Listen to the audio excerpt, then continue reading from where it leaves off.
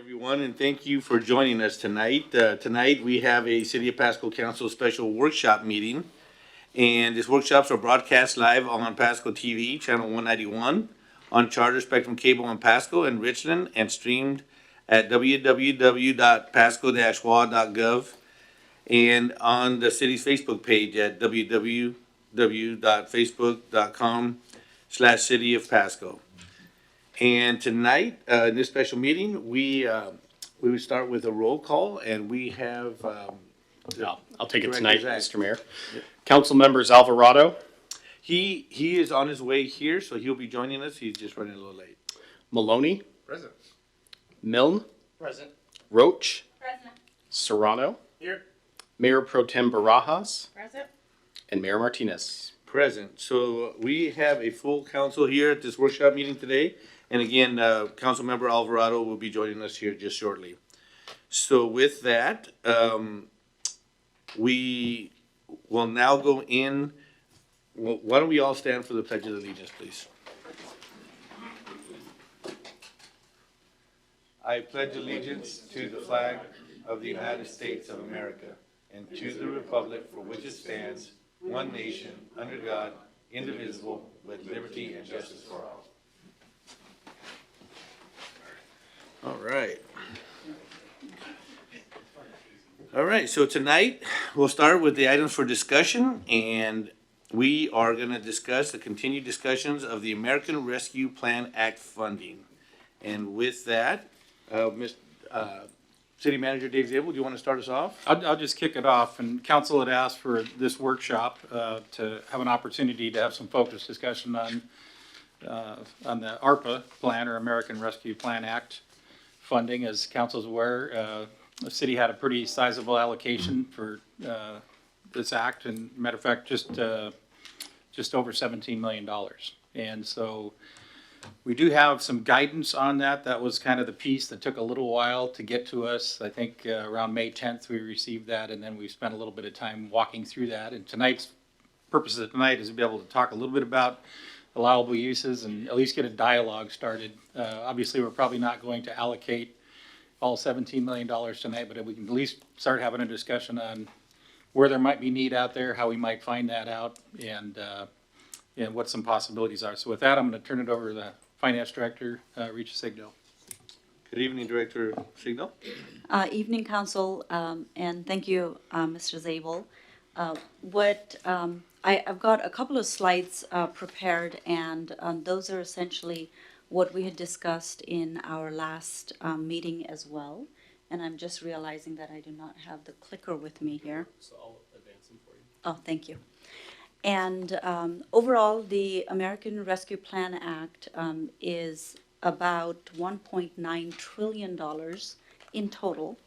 And next slide, please.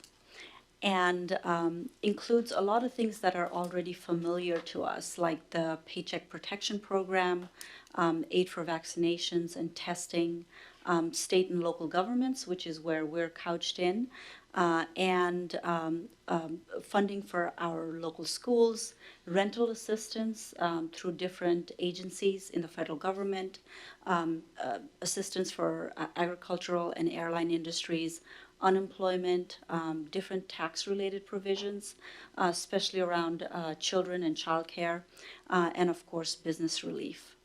Next slide, please.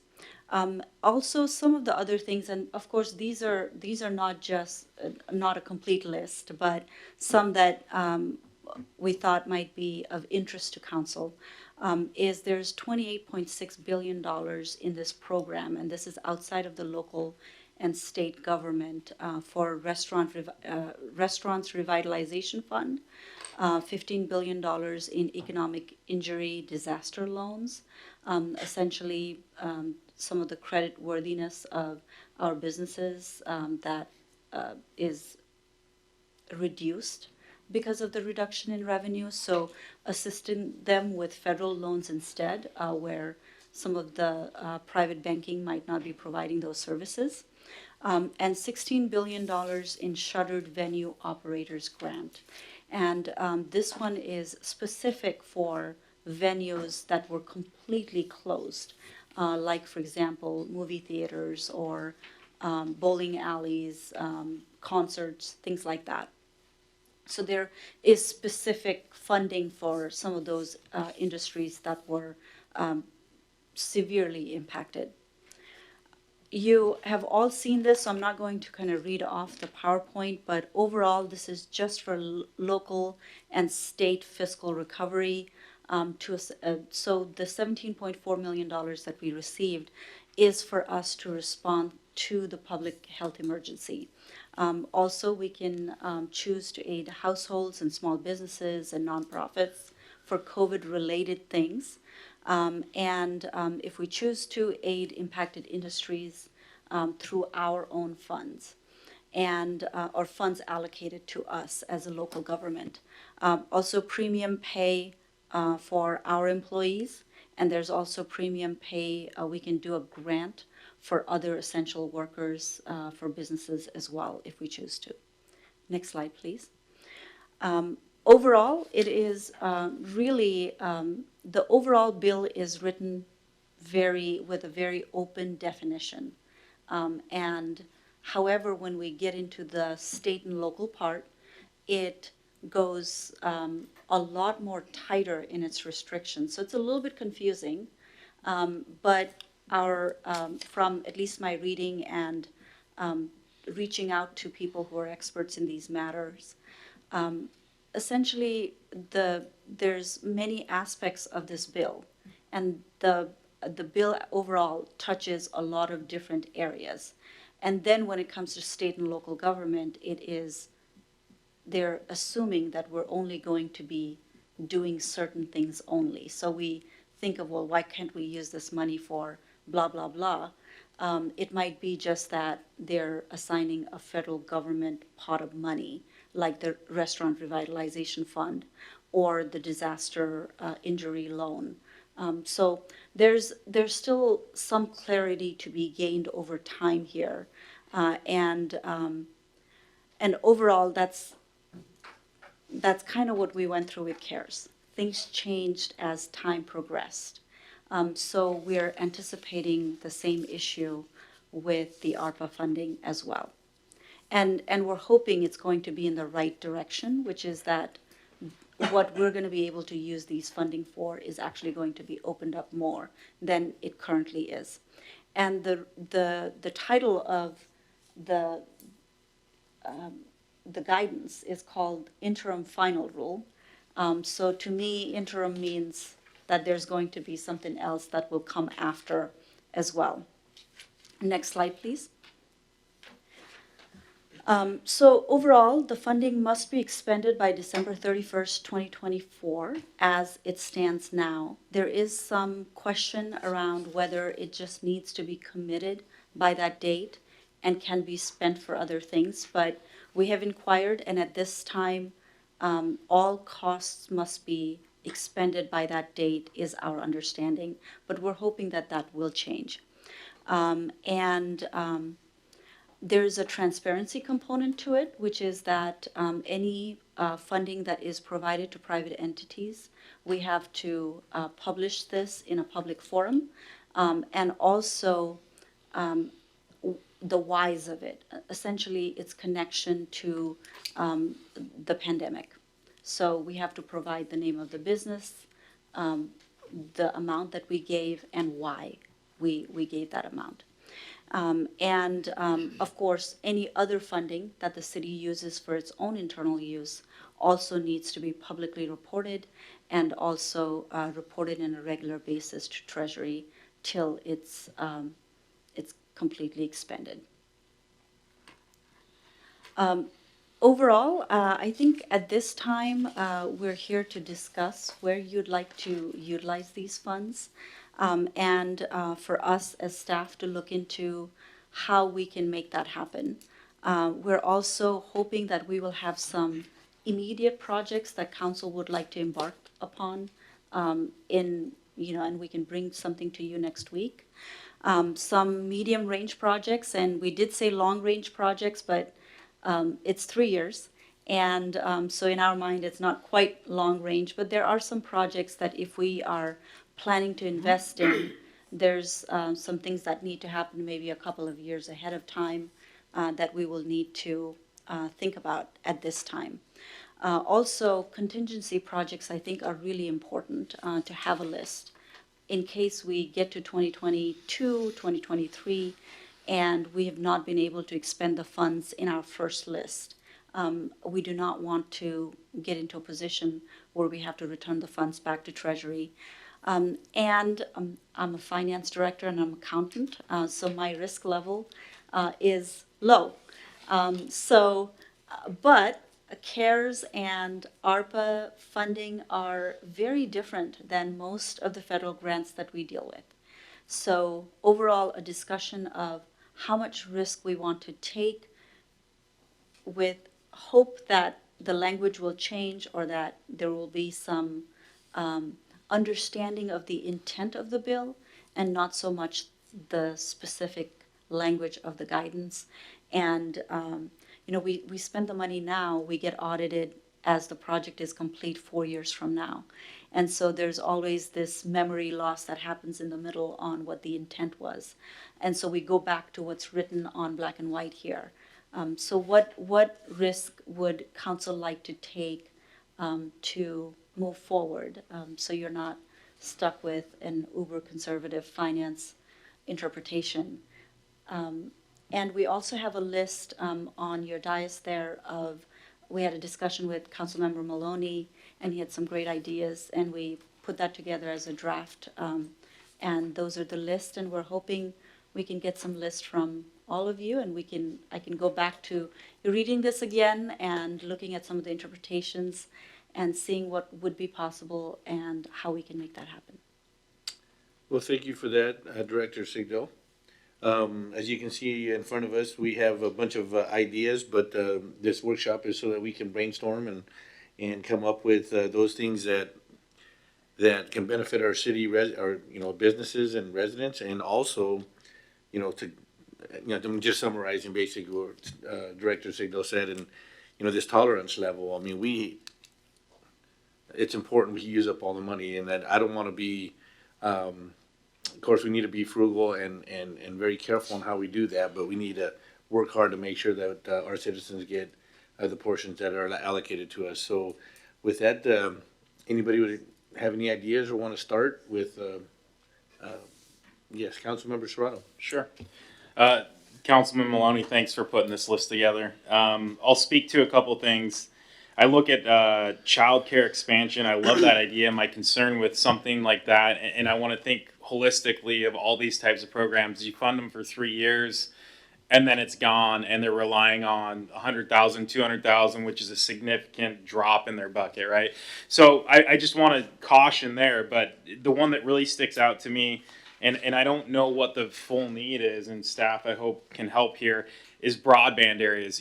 We had a time where the only way to reach us was either on our phones, and most of us, quite frankly, or at least I don't have my cell phone out there in the public, or through the internet. We couldn't come down here ourselves even, and quite frankly, we each had several hiccups with that. So if we have a demonstration of a need for broadband, in that qualified census tract of, it's 5,000 homes, it's whatever our number is, certainly if you've got that data, I'd love to know that. But I do think that, again, the pandemic really exposed a weakness there of the inability to communicate with, the Pascoans. So I think that one's high level. And again, if we've got the data to show that, that will cost, whatever, that'd be helpful. And I don't know if there's maybe even a potential to partner with some of the servers, right? Whether it's AT&T or the smaller folks. So anyway, there may be a way to utilize our dollars and monies received by others. So those are a couple of things. I love the idea of number 6, supporting local businesses, in particular letter A, creating grant programs for parklets or street eateries and patio and upgrade to, HVAC or whatever. These individuals have lost, a substantial portion of their income. They may be now a year out of a building where they're not in and out as they used to be, and something's going to give out, right? And that may too go for rehabilitation of homes as well, right? You know, if you haven't had the ability to be in there, it may be dilapidated. So I think that concept could carry through. And then obviously number 4 is a big win for me. Anytime we can train, whether it's the current generation or next, those who have lost jobs, those who are seeking jobs, I mean, I don't have a specific, you know, like avenue, but I'm just kind of stating support for these things. I mean, again, this is an awesome list. Thanks, Craig. Thank you, Councilmember Serrano. Councilmember Alvarado. I'll take a first stab at it. Okay. And so I think I'm thankful for the time that my colleague here took to put some of these together, and I certainly agree with Councilmember Serrano's question of sustainability. I think that's certainly an important one, and creating something that would go away. Sometimes can be a disservice unless they find new revenue sources. 2 ideas I had, and these are in I guess thought out, so perhaps just something to just throw out. One is being able to identify some preparedness for potential future risks. My guess is that the world has changed, and that a potential pandemic is not 100 years down the line.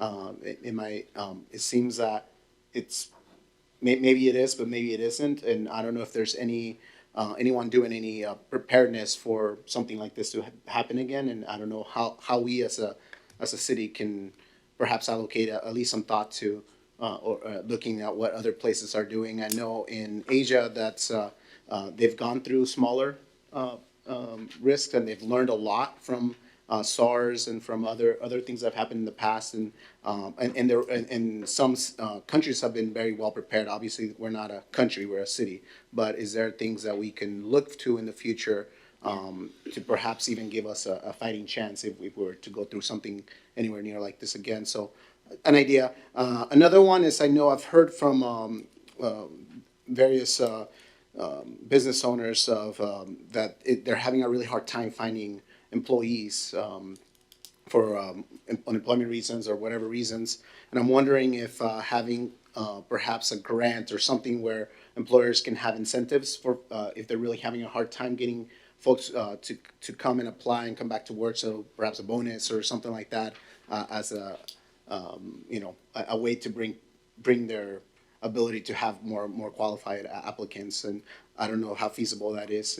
But those are the 2 ideas I have off this. I really like the list that Councilmember Maloney put together, and I like the idea of having a business navigator or having some feet on the ground, or someone walking with people that are trying to get back into shape, so to speak. And so I really like that, as well as some of that job training and some of that just those ideas that give people a fighting chance. And so those are my initial thoughts. Yes, thank you, Councilmember Alvarado. Councilmember Maloney. Yeah, thank you, Mayor Martinez. And so one thing I want to be clear on this list is I don't believe we can even afford all this, let alone. So, but I do appreciate the thought of sustainability. And I think some of these might be, there's some opportunity to get people back on their feet. I know childcare is at a real premium right now because so many childcare locations had to shut down. And so the thought was, truly it was temporary assistance, not permanent. I don't want to sign up future councils to have to make the difficult decision of, do I continue to spend X number of dollars a year on something like that? So sustainability, I really appreciate those thoughts. So when one of my philosophies of going through this was to figure out if there's any ways that there's some of the really important work that we're either already doing or that we've wanted to do that could get funded out of this, especially if it's something that, perhaps it's being currently funded out of a different pocket of money that might be more flexible in use than this money might be.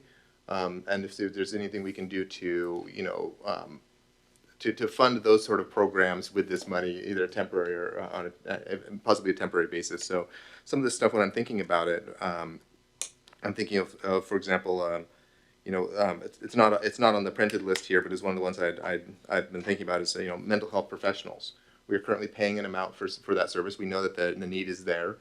Could we provide that for at least the next few years to make sure that we have some sustainability, at least for the next 3 years where we know there's going to be a gap, and be able to get to the level of service that we want and need, possibly freeing up any money we're already spending on it if necessary, or just supplementing that. Or perhaps our fire department's resource navigator. For example, if we fund that sort of program, which I think was on a different list from staff before, if we fund that, then that returns money perhaps to the general fund, which can then be used on other priority projects for the community. So with how restricted this money is, certainly one of my thoughts is how much of that money can we swap back into and be able to free up back into the general fund or other less restricted uses. And then that would allow us to fund all the projects that are more of the projects that we're looking for, I guess, in a more holistic way for our city council goals that we keep on talking about, and then tell Dave that he can't have any more money to do them. So this is just as a philosophy, as a kind of something I was looking at on some of this stuff. So just as a comment, I guess I wanted just to structure kind of what my thought process there was as to kind of how I was approaching some of these things. Thank you, Councilmember Maloney. Anybody else want to weigh in? Councilmember Milne. Thank you, Mayor. I'd actually thank you, Councilman Maloney, as far as putting this together. I know the ones that stuck out to me, and again, I know Serrano also hit on them as well, but again, the job training, I know we have the 598 plumbers and steam fitters, and I know it's a great avenue, and I know we always hear that we need more electricians, people of that aspect, and I just know that some people have a hard time getting in because of maybe the cost. So if that could be, it would be, I think that'd be a long-term benefit to our community. And then also 6A, where we're talking about the street eateries, patios, upgrade ventilation. I think anytime we could upgrade the whole city of Pasco with those kind of services, to me, makes a lot more sense than just, say, a grant providing lost revenue. To me, that doesn't go as far. I'd like to see more long-term. And then again, the sustainability aspect. I did have a question on the upgrade of ventilation. Are we just talking like AC units or heating units, or what are we talking about on that? It constricts it a little bit, at least from our understanding of it, to actions that would help mitigate COVID. So if the airflow of things, so I can imagine AC, depending on how you explain it and justify it, might meet the needs. Okay. And were we actually thinking like of a grant, or were we actually thinking of like low interest loans? This is grants here. Grants. Yeah, I would recommend grants, but it could be Okay. low interest loans. The reason I hesitated there is I'm doing my calculation of administrative cost. Okay. And but then also we're not quite sure what it would mean when those loans are come back, and do we have to give it back to the treasury? Okay. So we would rather give it as a grant rather than a loan. Okay. I was more or less asking as like a business owner, because in my store, when it gets super hot, the AC kicks off, which is frustrating, which means we have to open the doors and the ventilation isn't as great. But to stick the city with getting me new new air conditioner system in my building obviously seems not very business-like either. I would feel bad. I mean, I'd love to have a new AC system, but on the other hand, it kind of seems that I would be milking the system if I was to ask for that. That's why I was just kind of curious if there was a low interest loan, because on a big building downtown that was built in the 50s, it obviously can get very expensive real quick. It still would have to be in mitigation of COVID. So it wouldn't just be for the need of AC, but more of being able to have more people in your building and have them safely in there. So it would. I'm sorry? And you wouldn't be eligible. And what? You would not be eligible. Oh, okay. Yeah, we, It's hard. No, I know that you're asking the question for the bigger contingent. Yes. yeah, no city employee or council member. Okay. Yeah, or elected official. Okay. Those are the two that stuck up to me, and then obviously broadband. I think the way people are addicted to their phones, obviously, I think that's a good one. But those would be mine. And then again, just with Rotary, just as everybody was saying, sustainability. I just hate to put money into a program that 3 years down the line couldn't be continued, and nor should the city be on the hook for some of these things that can't be sustained. So that's my 2 cents. Thank you. Yes, thank you, Councilmember Milne and Mayor Pro Tem Barajas. Thank you. Councilman Pete Serrano brought up very good points in the sustainability of all of this. Thank you, Councilman Maloney, for excellent list. Three of the items do stand out to me the most. Number one being broadband. A lot of our students, as we know, struggled with connectivity, especially in some neighborhoods more than others. And so maybe we can partner with whoever we need to partner to get either devices or whatever we need to do to make sure the students don't fall back because they don't have access to internet. So that would be number one for me. Second one would be childcare. Obviously, this would, knowing that this is not something ongoing, childcare, and again, to those same neighborhoods that are affected the most because parents need to continue going to work because they're the only source of income or they can't afford to not work. So again, childcare, some type of incentive to have stricter guidelines maybe to allow childcare to be open. Not exactly thinking it through here, but just pointing that out. And then third one would be behavioral. We know that the pandemic has caused a lot of mental health and behavioral health issues, crises. So maybe create some type of an incentive program to allow more people to get credentialed or certified to be mental health counselors or to partner with the city in programs that would allow for licensed care professionals available.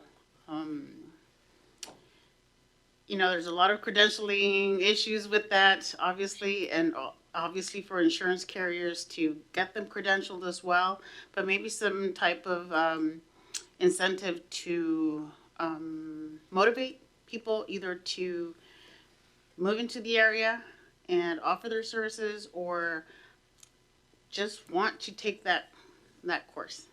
Those are the top three, but the list is excellent. I agree with what everyone else is saying. You know, what are we going to do with sustainability? How are we going to manage this? You're the expert.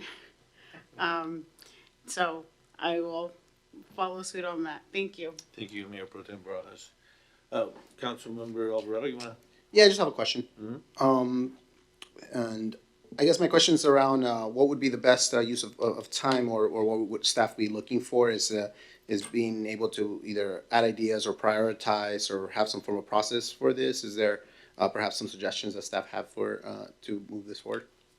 Yeah, if I could jump in, I think we were kind of looking for is, you know, kind of some general guidance out of council, and we're anticipating that we'd probably be doing some research as a result of that and bringing back some more specifics. The mental health issue, we'd have to explore to Councilmember Barajas' idea, how would we go about doing that? But there's also Two Rivers as an option as well. So that it's a broad area that we could probably come back with some ideas. The broadband, we've already had some preliminary discussions. PUD, that's kind of their wheelhouse, at least within their district. And it's also been something identified as Franklin County as something that they'd want to focus on. So a partnership there makes a lot of sense. I think somebody mentioned Business Navigator. One of the ideas we've been kicking around is like a COVID resource navigator as well. Someone that not only knows our program, but knows the other programs that are out there and guide people to the right place, whether it's an individual or business, could actually help them fill out some of the paperwork that maybe they need to get filled out and provide that kind of assistance. Utility assistance, I don't believe PUD received any additional CARES money. No, PUD has not received any of the ARPA funds, and they did not receive any of the CARES funding either. So they're in arrears about $600,000. Talking to one of their folks over the weekend, and our own utility accounts are Or about $450,000. 400. So there's some need there, you know, for folks that haven't been able to, you know, they've had to make choices on limited funds. And so, you know, there's $1 million need in our community right there just for utility assistance. And there are some other resources out there for utility assistance as well. And then I think the other thing, you know, we've talked a little bit before about outreach. And, you know, I've been sort of thinking about that since council last talked about that. Certainly there's a lot of ideas tonight. We have a lot on paper. We've added to that. Staff has some ideas on, you know, contingency projects or other projects you know, that seem to fall really well within the guidelines here. But those guidelines are pretty detailed. And so if you go out and you just do a general call for how do you want to spend the money, expecting the public to read all those things so they can kind of narrow their ideas down to where they can be spent. That's a lot to expect out of the public in a short turnaround period. And I don't know that that's going to be productive, and it might actually create some expectations that, you know, you're going to disappoint some people because it's going to sound like a really good idea, but it may not meet the guidelines and it may not be possible to do. So my thinking on the outreach is probably a little bit more traditional for what council does is putting the pieces, you know, maybe a first phase plan together. Maybe this is going to come out in a few phases, but a first phase plan together and then an opportunity for the public to provide input on it. So everybody's kind of having that same information in a council setting, whether that's in person, now that we can do in-person meetings, or remotely. So those are a couple thoughts I had on the outreach piece as well. Okay. Thank you, Councilmember Alvarado. Did that answer your question? Yeah, no, I was just wondering a process of what would be most helpful to get kind of the consensus from council as far as what kind of the general priorities were based on this list, or perhaps any additional items. All right, Councilmember Roach. I would say for me, thank you, Craig, for putting this together, would be utility assistance first. That is money that we cannot forgive. And so that also comes back to our general fund, is that correct? So, It comes out, well, it comes out of our utility fund overall. okay, And definitely general fund could be used to forgive it, but it does have its complications, especially given it's almost about $500,000, so that would be quite a hit to our general fund. yeah, that's where I would have my number one priority. I think there's great suggestions on here: job training, behavioral health, pop-up vaccinations, and the broadband for sure. That is something I heard from residents frequently early on in the pandemic. So the question I have, and I don't know if you have this information yet, is how would we receive these funds? Is it coming all at once? Does it come in installments? It comes in 2 installments. One should be here. Actually, I was expecting it by now for $8.7 million. And then the remainder of $8.7 million will be here sometime in the next 12 months. And that is the guidance that we have so far. Yep, that's all I have. Right. Thank you, Councilmember Roach. Yes, City Manager Dave Zabel. If I could, I did want to speak to the suggestion that Councilmember Maloney brought up earlier as well. So there are things that we do that fall into the category that we're already doing and paying for them with city funds. And there's not a non-supplant on these dollars. And so to Councilmember Maloney's thought, you know, one of the things council might want to consider is maybe funding those kind of activities on a temporary basis with COVID dollars. That frees up some general fund money that would not be as restrictive. And it's something council might want to consider. Recall early on we had some guidance out of the State Attorney General's office on that very thing. It's an opinion. Now, an Attorney General's opinion isn't necessarily a defense to a legal challenge, but I'm going to have our city attorney speak to that for a minute as well. Sure. Yeah. So just a quick little reminder of the gifting kind of context that we would be under. The first thing would be the first question is whether it would be for a fundamental purpose, fundamental government purpose. And if the answer to that is yes, then the analysis pretty much stops there. Those are the easy ones, right? Those are water, sewer, those are the city services. And then if the answer to that question is no, so for example, building a stadium, parking garage, those types of things aren't necessarily a fundamental government purpose. Then we kind of move to this secondary analysis of whether there was a donative intent.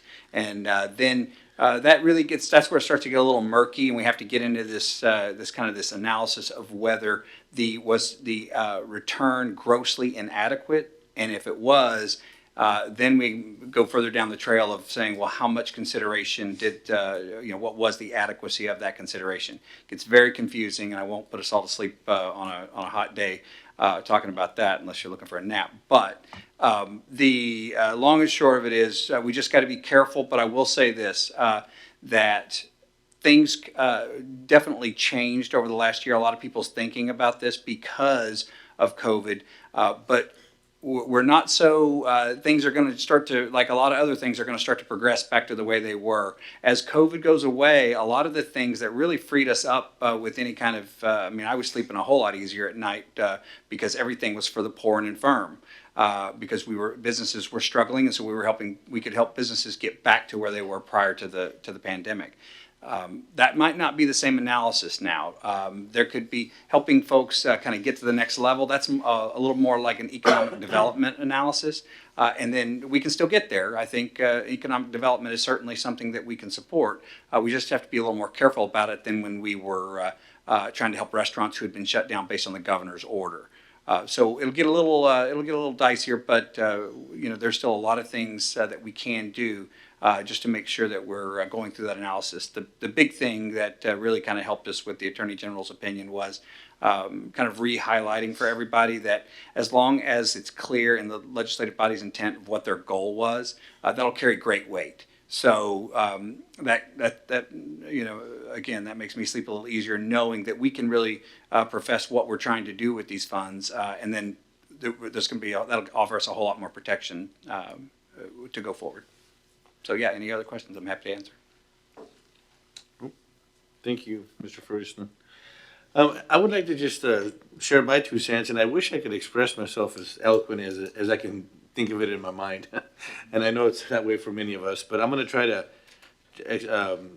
what I'd like to share and ask the question is, and it's kind of going in, let's start with utility bills, because I don't think there's any doubt that for all of us, the first thing is to help our citizens get out of the trouble that they got into because of this pandemic. There's no question. And no matter how we do this, it's always going to be unfair to somebody, because there's many people who intentionally didn't pay any bills because they figured they would get help later, even though they could afford it. And so now the people who actually did what they were supposed to do and took out of their reserves or whatever they did, they're the ones that are going to get the short end of the stick on this deal. And one of my questions is there an opportunity or a way for us to, and I don't know, and this is just a question at this point because this is the workshop meeting, but is there a way to all of our accounts, all of our citizens with utility bills, to just provide them a grant to equally distribute, depending on maybe their family size, the square footage of their home, whatever it takes, that it's not so complicated, to just provide assistance to every citizen that has an account with us. I don't know if that's possible or not. Because I can definitely look into that.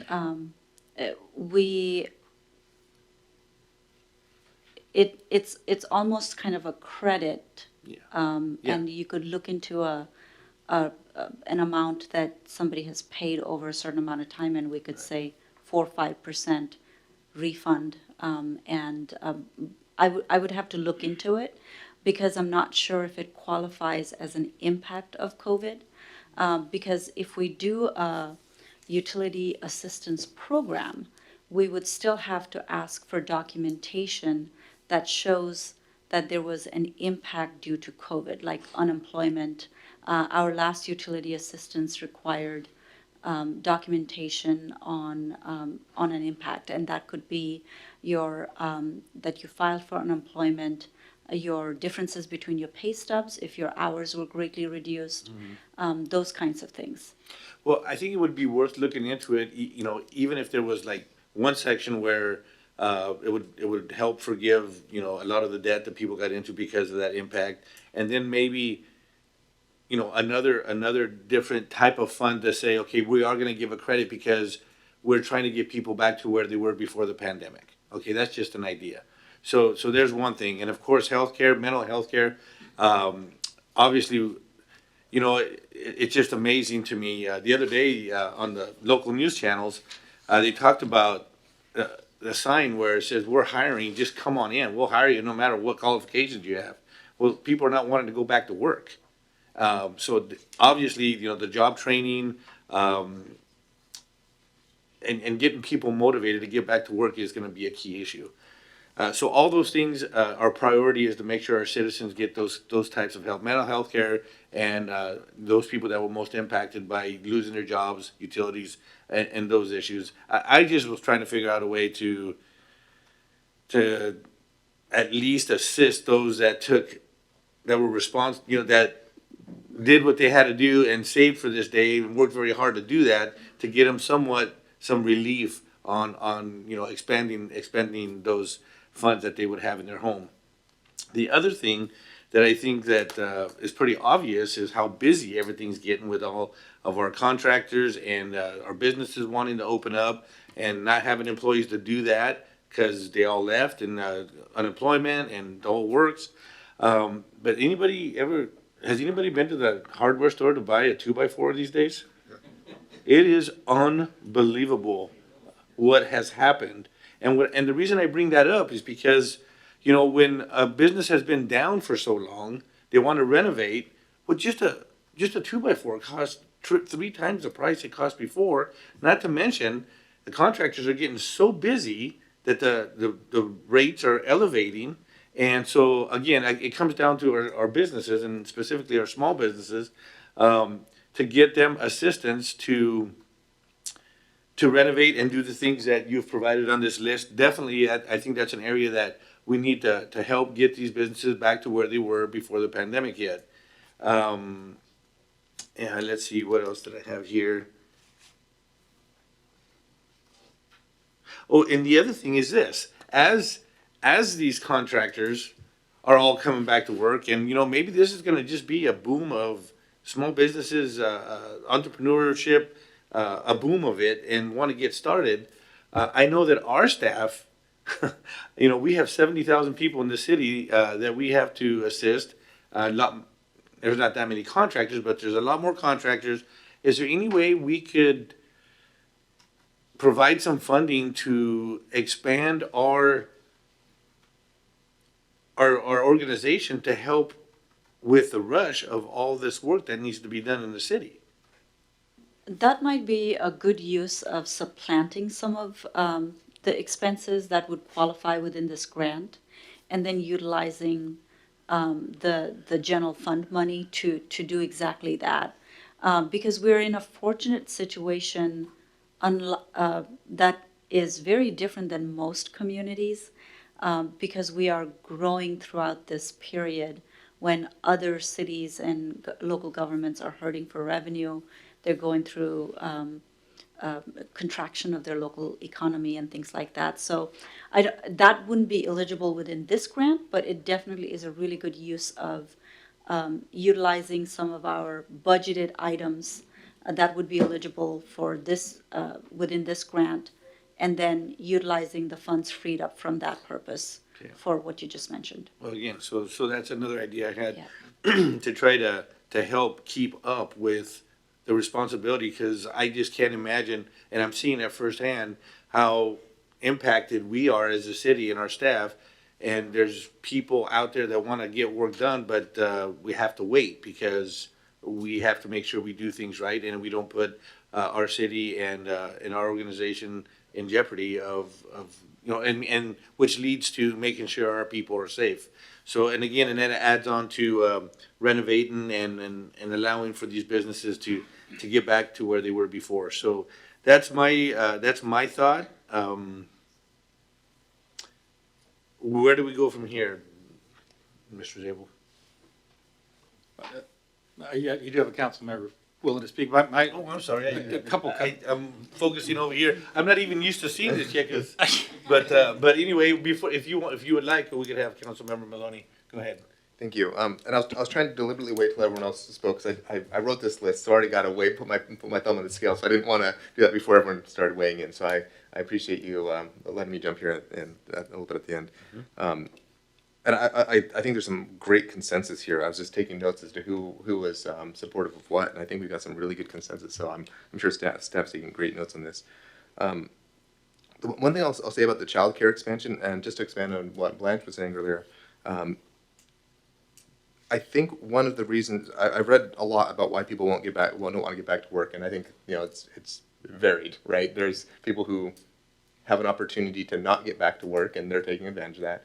And then there's, I think, the people who've been most impacted by this actually are women in the workforce because they're now at home doing childcare, and they're having to be now their primary caregiver instead of being able to get back to work. And so that's been something that's been well documented, that this is a primary source, is the lack of available childcare right now is causing that problem. So I do wonder if I do support the idea of, can we put a temporary emphasis on temporary to get a supply of childcare back in the market, so that we can get people back to work, which I think will help with some of the labor issues that we're seeing. Hopefully, is some sort of like something that builds on itself to fix some of these structural issues that we're seeing that were caused by this.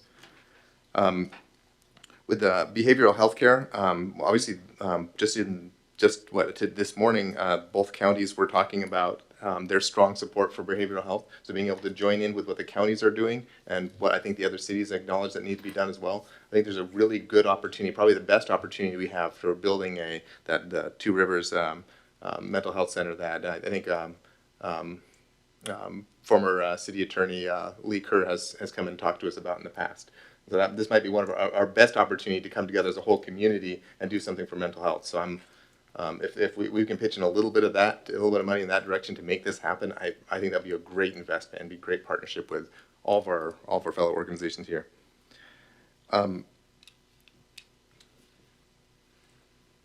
One thing I want to add to what Mr. Martinez was saying on item 6C. So in terms of, I know it says question to Treasury, and what that means is that this is beyond Director Sigdel's risk tolerance. But it's not necessarily beyond my risk tolerance here. But part of what I'm thinking here, and part of what this was intended to do, is things like our downtown businesses have poor fire suppression systems, or absent fire suppression systems, that's impacting the vitality of our entire downtown. It's in a qualified census tract. We're talking about hospitality businesses, which are specifically called out as things we can help.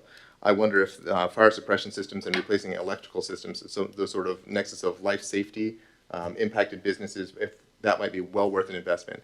Now, if this is part of what we see about, if there's some creative way we can free up general funds in a way that will make Eric sleep better at night, which is what we're all worried about, then perhaps if there's some way we can make sure that our downtown businesses are taken care of directly if necessary. I know we're certainly hearing a lot from them over the course of this pandemic about their need. And I believe that some of these businesses were on a track to be able to actually make these improvements if they hadn't lost a year and a half of business, basically, and completely lost any momentum they had going. So if we can do something to help provide them some funding opportunities to be able to do those infrastructure upgrades that they needed to do for their building, just to have the number of people that their building can host, or could have hosted back in the day, and now cannot because of fire code.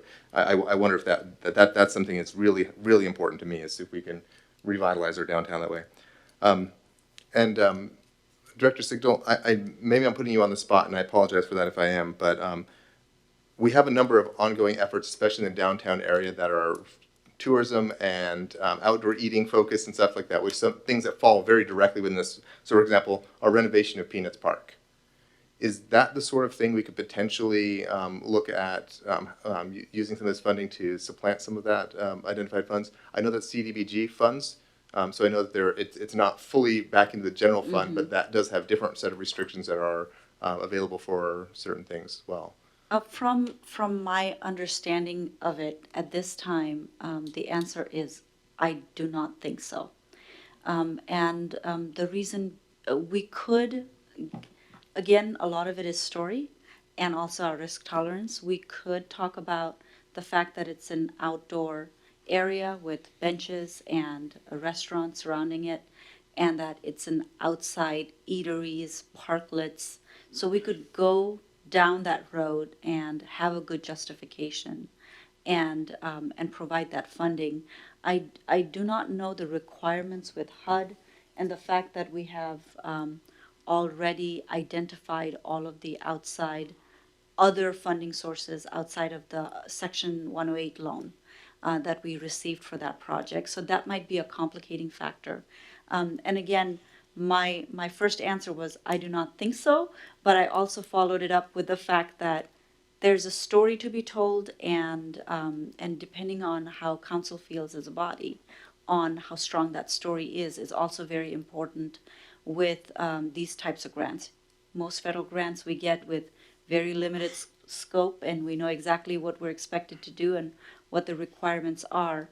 It's a little bit different with ARPA. I think to answer that question, I think you took a $6 million loan out for the specific purpose of rebuilding that portion of Peanuts Park, of HUD money. And to do something different outside that scope would probably take much more approval than is worth. So supplanting it or using those dollars, even for a HUD or a block grant related activity someplace else, might be pretty difficult. I think you could add to it, or you could use dollars to improve the north part of Peanuts Park, if you wanted to try to move forward with that part of the project, which is not part of the $6 million HUD loan. Okay, thank you for that clarification. Yeah, you read my mind, Mr. Zabel, that we originally cut the northern portion right across Lewis Street out of the original project that was planned to being part of it, and that was no longer able to fit within the scope of what we ended up doing. So something like that, where we can turn that into something like what we see in Walla Walla and some other communities where they've shut down streets and created areas down their downtowns. We don't necessarily need to shut down streets. We have open park spaces that we could add benches, beautify, add lighting, add amenities that make people want to go there.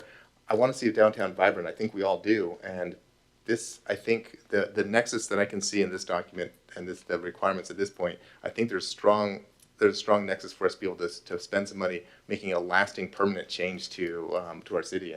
And as much, and I very much want to support our recovery right now. Like, so let's make sure people can get back on their feet. And then, but I want people that I'm thinking more like a slingshot. I want to get people loaded, and I want to send them off into the future, happy and fast. So that's a terrible analogy, and I regret it. I would like to add that there is some more flexibility around qualified census tract, which our downtown falls under. So there's some more flexibility on what you can do with the funds on those areas as well.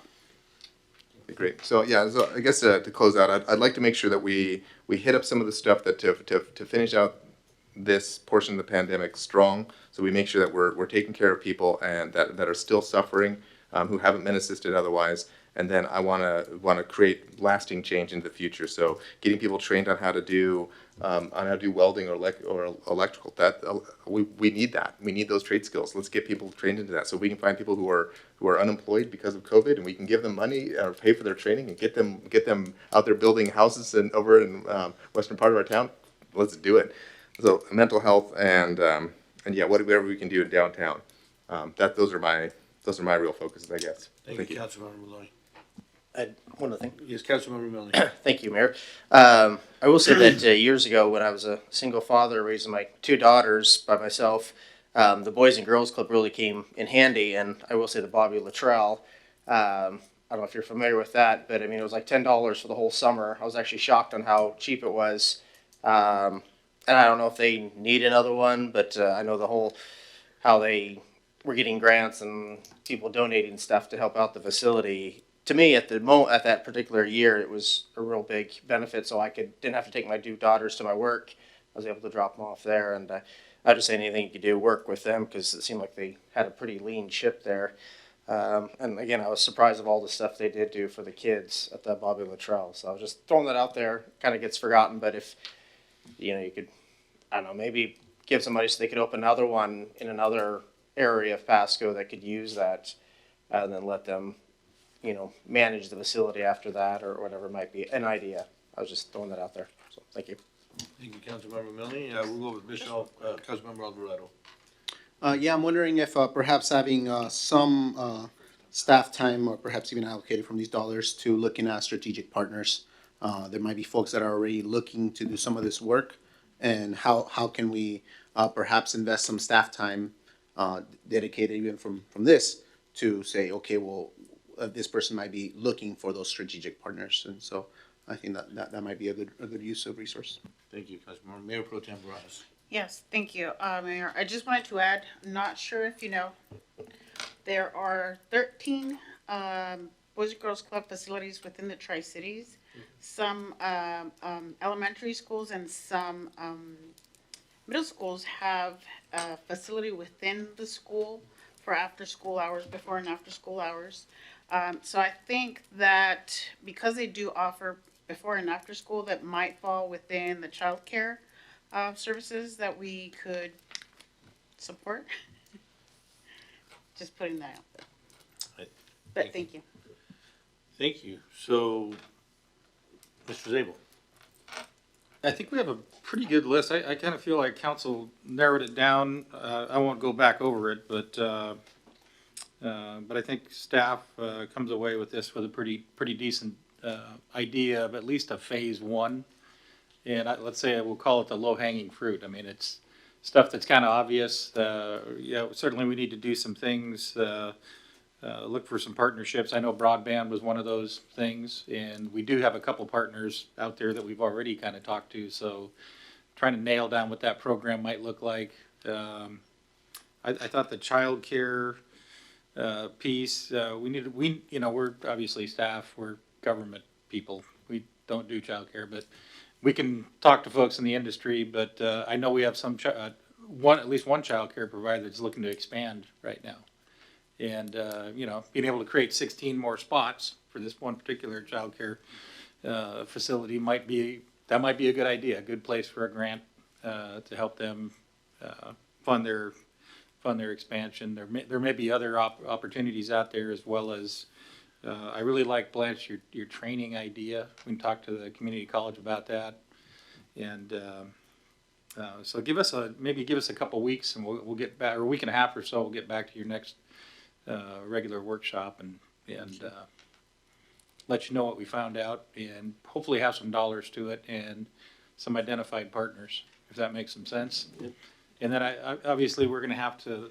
Well, the other thing we'll do is we'll kind of look a little bit more into this plant piece. I think that's a little bit longer term of an idea, because I think we need to sort of nail down what do we want to do. To Councilmember Maloney's point about downtown, not only is that are those very old historic buildings, they're all common wall buildings too. So if you lose one of those things in a fire, we could look like Prosser and involve much more than just the building that has a kitchen fire or whatever else. I think there's some pretty good justification to be looking at electrical and fire suppression, if that's something we can do. If we can find that kind of flexibility, I think that's a smart thing for downtown. Perfect. All right. Well, thank you for that, Council. I think it was very helpful. And we'll just move right on to our second item for discussion tonight, is the Washington State Redistricting Commission discussion. City Manager Zabel, you want to? Yeah, if I could kick this off. And so you do have some materials at your table. You have some district maps, I think different sizes, to kind of help you orient yourself a little bit. Basically what this is about is the Washington State Redistricting Commission is starting their efforts. Certainly we don't have census information yet, so they're not in the process of redrawing boundaries just yet, but they're trying to learn what they can early on from the different communities. They're announced last week a District 4 meeting, which includes legislative districts 16 and 9, our two legislative districts. That's going to be Saturday, June 5th. And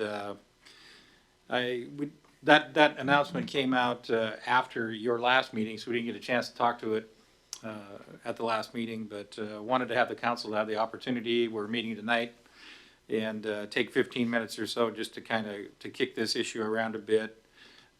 Certainly, I think we've been represented well by our legislators. We've been pretty successful, but there are times that having legislators that live as far away as ours do can be a bit of a challenge. And as noted in some of the materials that I sent you earlier today, you know, some of our 8th District legislators have been a huge help, even though they're not our district.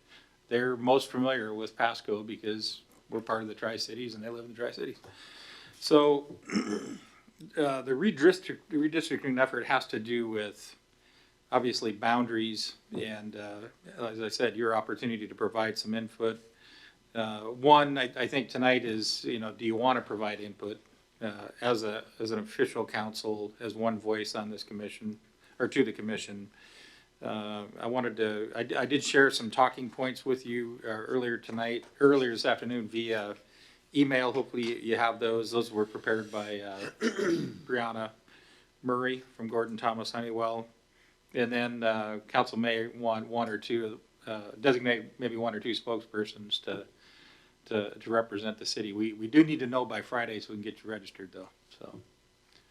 So I leave it open to council. I didn't really have much more than that other than, as I said, our legislative efforts have been pretty successful and we've had, I think, some pretty dedicated legislators.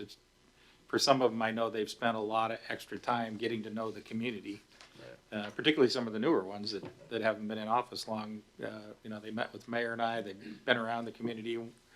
A couple of, Senator Dozier grew up in the community, you know, so there's some level of familiarity, but, we have a lot of common interests, you know, council's well aware of all the partnerships we have with the other 2 cities in the Tri-Cities, even West Richland. And, so there's a lot of things we have in common with the Tri-Cities region that we maybe not have with, Walla Walla quite as much, which is where some of our legislators live, or up to the north.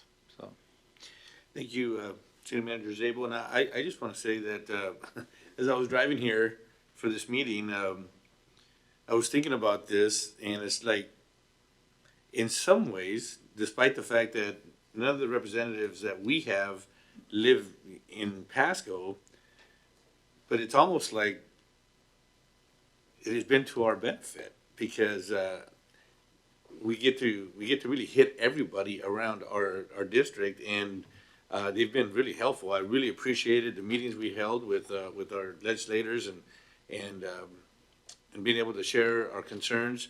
But yes, we are lacking that except, like you said, except for Legislator Dozier. I don't know. I don't know if it's really that big of a deal to us at this point. It would be nice to have a representative in our local area. Any thoughts from council members? Councilmember Maloney. Thank you, Mr. Mayor. So I've been up in Olympia. This was the first year that I hadn't gone to Olympia in nearly a decade. So I've been up there a lot. And to highlight something that Mr. Zabel said, having some of the conversations, we have passionate elected officials, but they're covering a very large area and a lot of diverse interests. For example, I mean, Representative Dye, not to pick on her, but she lives like in Pullman. That's a ways from the Tri-Cities. It's just, that's a lot of area to cover. And I think there's a little bit that we're seeing that maybe some of our immediate needs and the advocacy specifically for the city of Pasco sometimes gets pretty diluted by just the sheer area that our legislators have to cover. And so when we're looking at this, I mean, you just look at the size of the map and you look at how many square miles that is. It's a tremendous amount of ground to try covering. And so I think it really does have a little bit of a result of not everyone, like our 8th district legislators really do understand our issues in a lot of ways better than 9th or 16th. And not from lack of trying, as Mr. Zabel was saying, they're interested in listening. They want to have a conversation.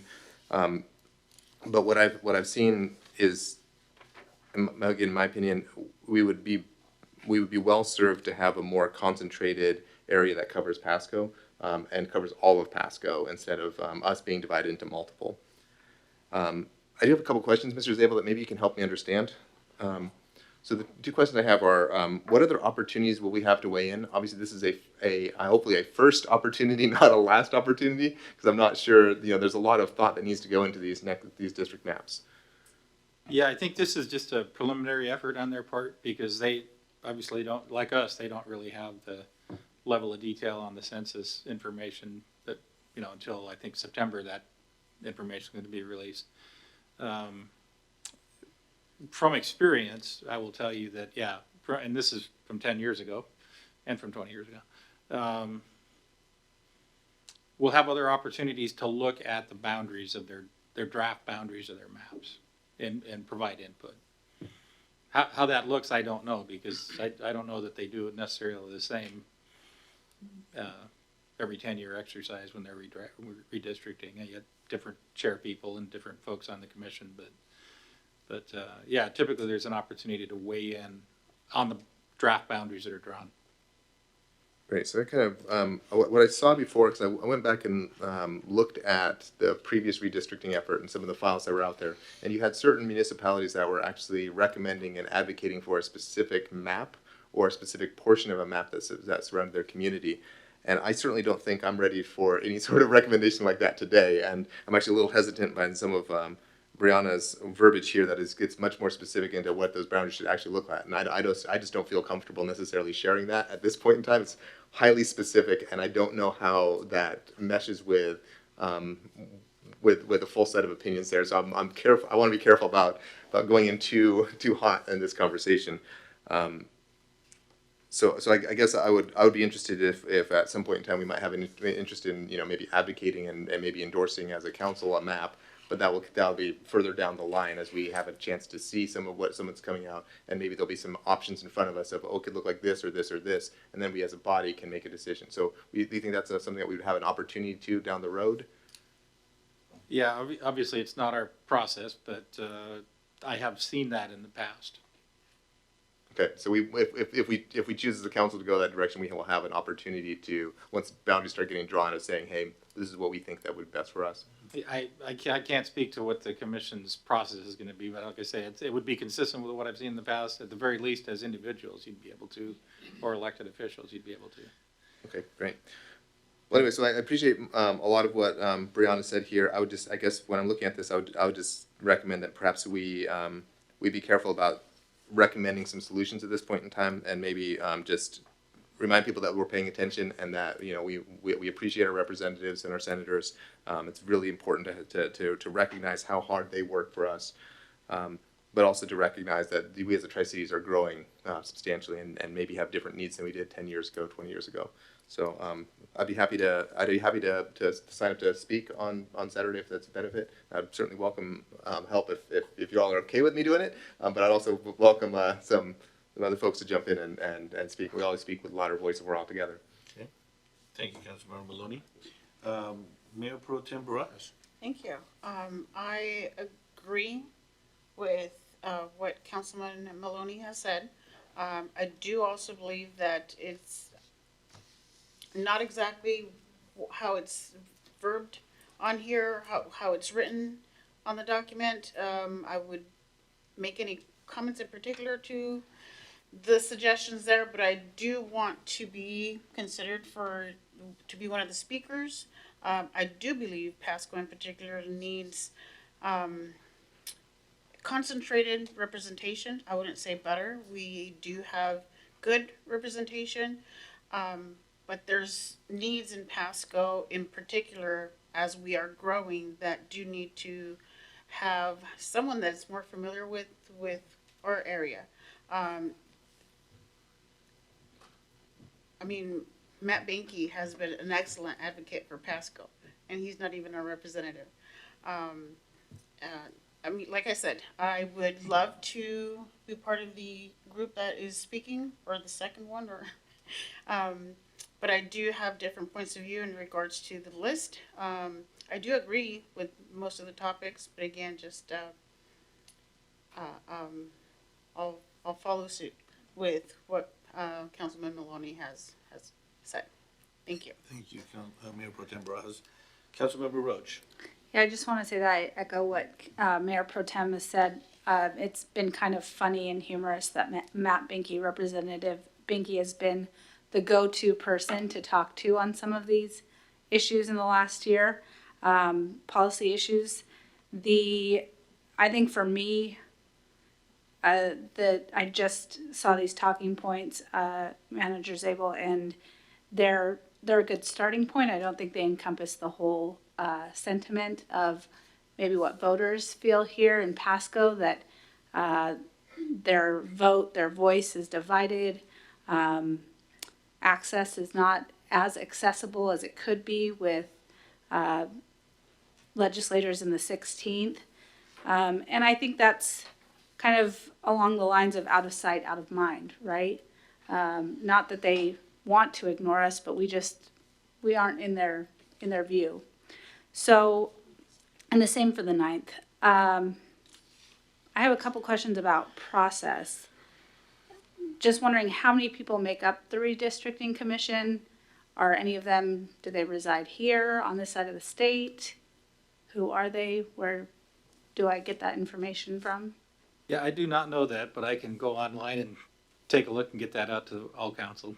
And so it's only a Zoom invite. It's not in It's person. virtual, yeah. Okay. Okay. I would say you can register me as well.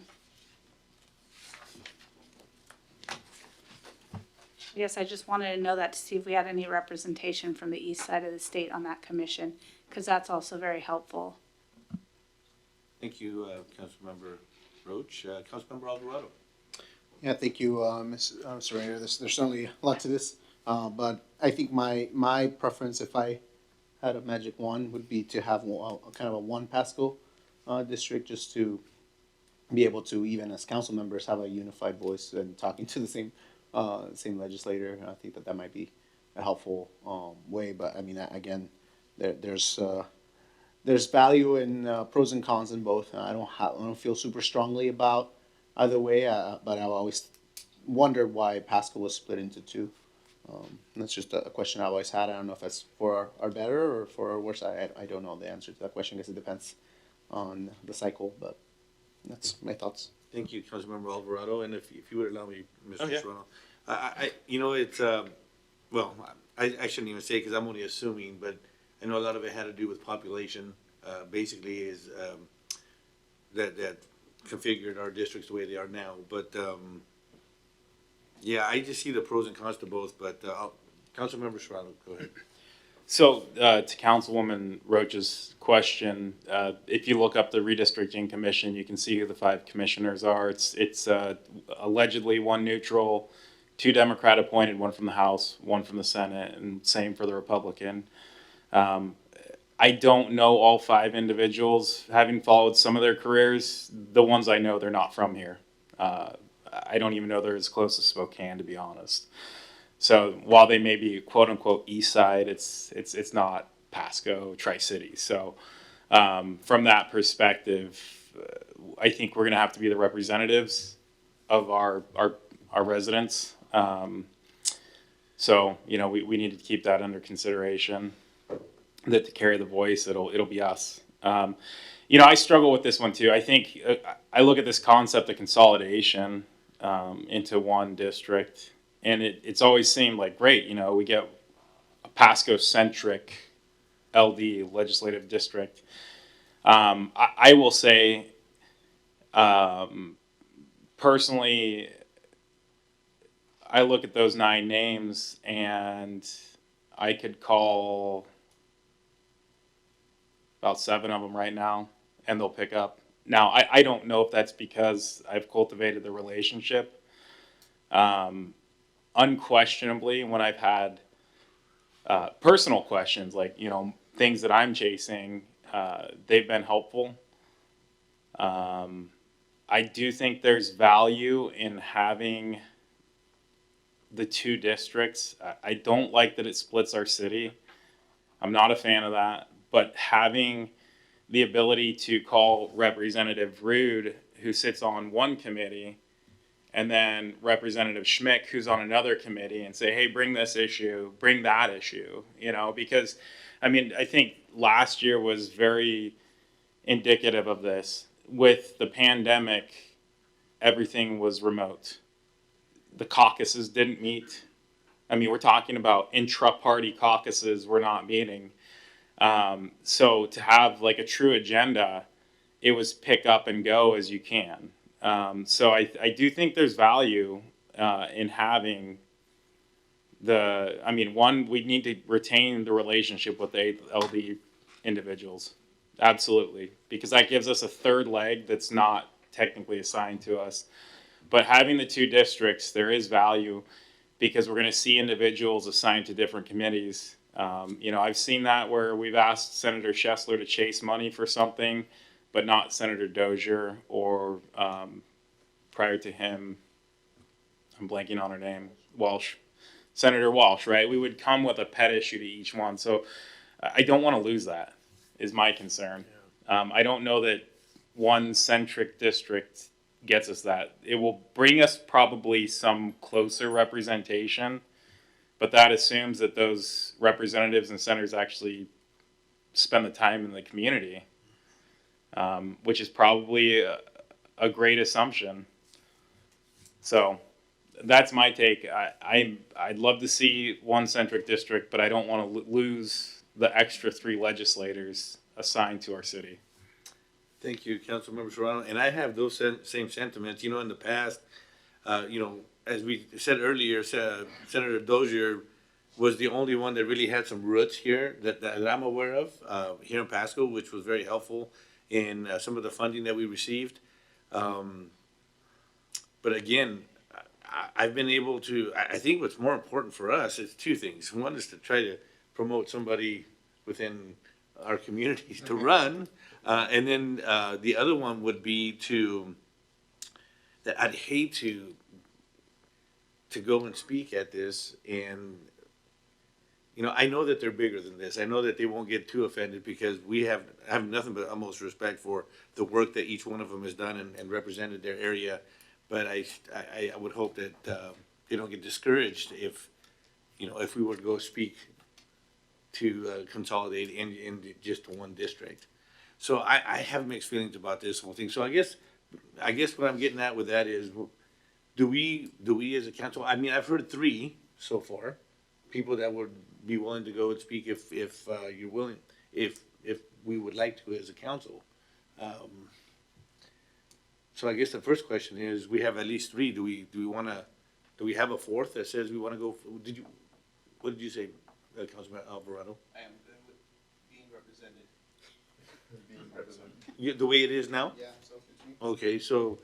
Yeah, if we bring our 4th in, then it has to be noticed as a public meeting, right? So that's what we would have to decide, is if the 4th individual, right? If I were to say, hey, I'm going to go, now we. No, I was talking, Councilmember Serrano, I was talking more about a decision of the council to go and actually speak. Well, what I'm saying is if the 4 of us attend the meeting and with the intent to speak on behalf of the city, I then we create a public meeting, which we have to know, which is not a problem, right? Not a problem in and of itself. It's just, it brings extra burdens of probably seating, albeit most likely socially distanced. We still can't be like that socially close and have a meeting within a meeting, depending on how we conduct, right? No, so I don't want to go. I've got other things to do on a Saturday. I'll say that. I'm going to babysit my kids. I think that's probably the best way to put it. Okay. It is a Zoom meeting, and you've seen my kids on Zoom. Thank you, Councilmember Serrano. Councilmember Malloy. Yeah, I just, Mr. Sabo, could you help us understand a little bit? Obviously, we've hired GTH to be our eyes and voice over there in Olympia. Does Brianna have something she's wants to share? Or is she enacting something that was direction, or is this written with her opinion and like what she thinks would be best for the city? I guess could you help us with a little bit of background here? Because I guess I'm looking at this and it's like I read it at face value, but I guess I should know where it comes from a little more detail. I think she was just trying to put her own, I think some of her own experience in there representing this city. and, you know, maybe some of the challenges, but also some of the successes. I think everything that was said here tonight is consistent with what Brianna thinks. And you guys were, no offense, you were all over the place.